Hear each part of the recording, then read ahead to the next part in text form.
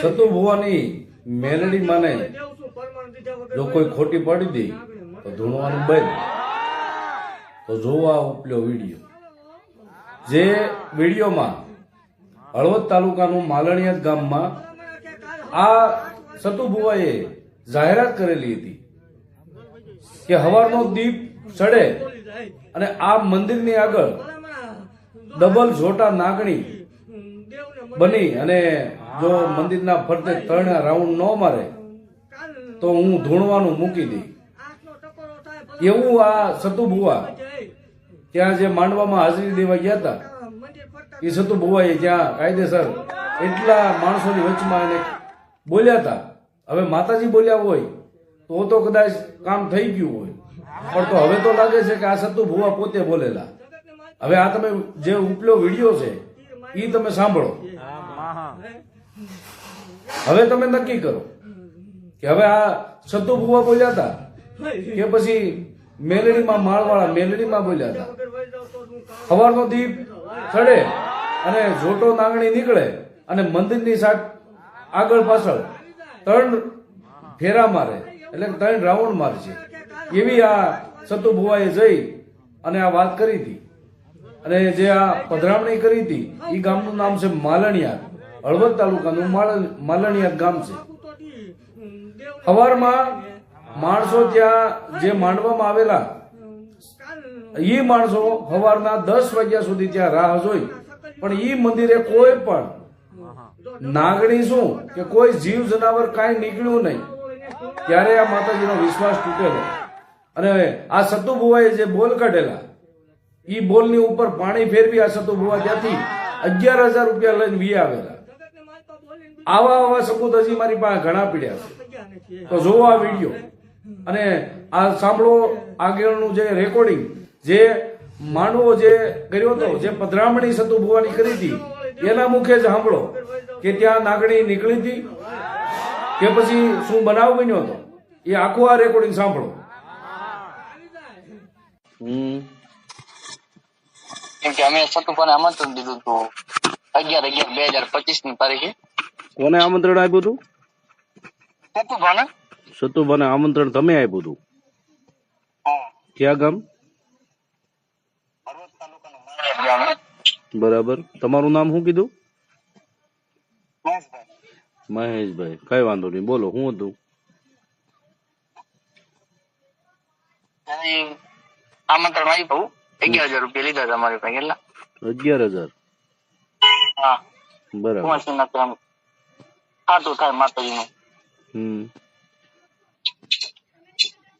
આવ્યા રાઈતે 1:30 વાગે.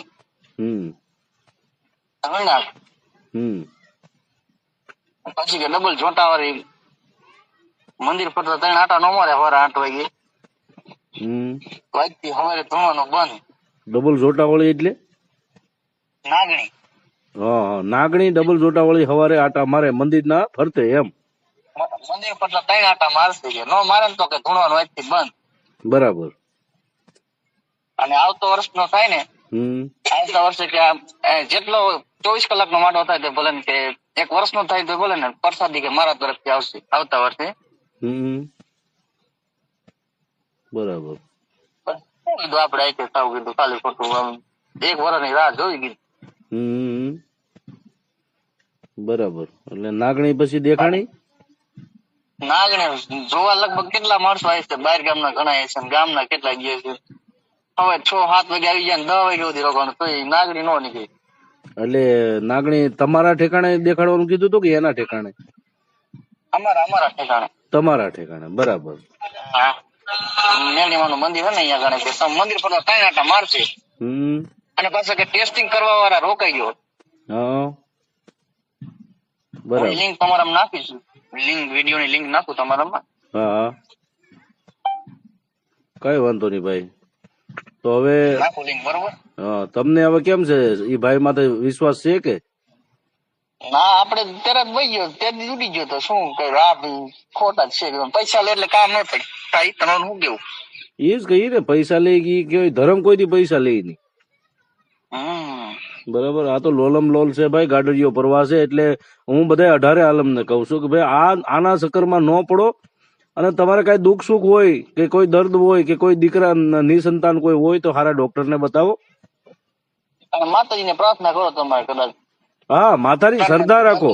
હા. શ્રદ્ધા 100% રાખો. શ્રદ્ધા તમે પથ્થર ઉપર શ્રદ્ધા રાખશો ને તો ઈ તમને પાળીઓ થઈને પૂજા હે અને ઈ તમારા કામ ધાર્યા કરશે. તકલીફ થોડી છે શું? કદાચ તમે પાણ મૂકીને પ્રાર્થના કરો તો બધી માનવા મને. હાચી વાત છે, હાચી વાત છે. અત્યારે આ જેટલા અત્યારે જે બાપુ લોક થયા છે ને એ બાપુ લોક ના બધાના પર્દાફાશ થયા છે. બરાબર. એટલે આ આપણે બધા 18 આલમને કહીએ છીએ કે ભાઈ આવા હાવ ભોળા ન બનો, વિશ્વાસ રાખો. ધર્મ છે, માતાજી છે, માળવાળી મેલડીમાં છે, નથી એવું નથી. પણ એ માળવાળી મેલડી મને એવું નથી કે તમારે સતુ ભુવન ત્યાં જવું જ પડે. તમે ઘરેથી શ્રદ્ધા રાખો, માતાજી તમારા ધાર્યા કામ કરશે. બરાબર છે. આ તમે કીધું એમ જોટાળી નીકળે ને સિંગલ નીકળે ને, એટલે ભાઈ આવી વાહિયાત વાત ન કરવાની હોય. અત્યારે 21મી સદી છે, અત્યારે ટેકનોલોજીનો જમાનો છે.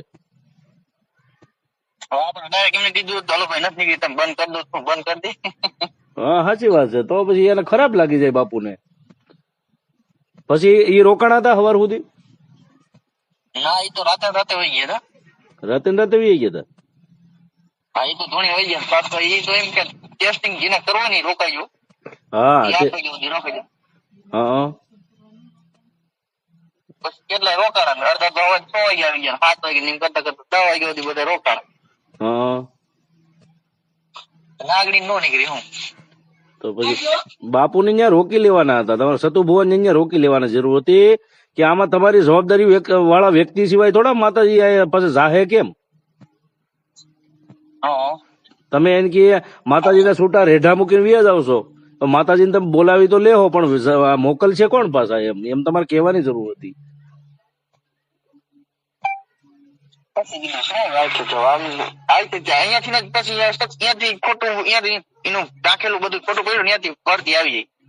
સાચી વાત છે ભાઈ.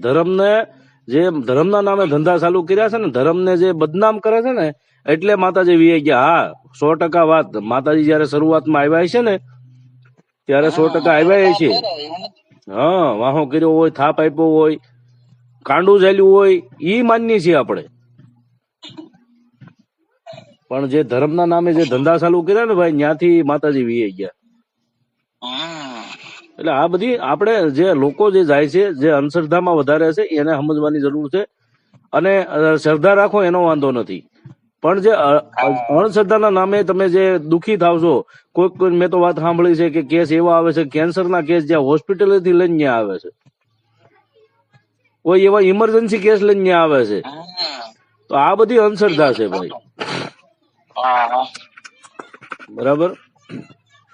એટલે એના માટે જ અમારી લડત છે ભાઈ. સાથ અને સહકાર આપતા રહીજો અને કાંઈ પણ તકલીફ હોય તો ફોન કરજો. તમારા બધા વિડીયોમાં કોમેન્ટ મારું છું. કાંઈ વાંધો નહીં ભાઈ.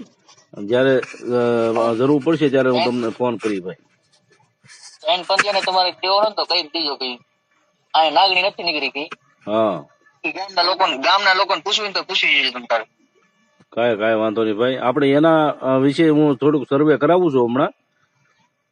બરાબર કે ભાઈ આ નાગણીનું જે નીકળવાના હતા, જોટે નાગણી નીકળવાના હતા, એનું શું છે રાજકારણ?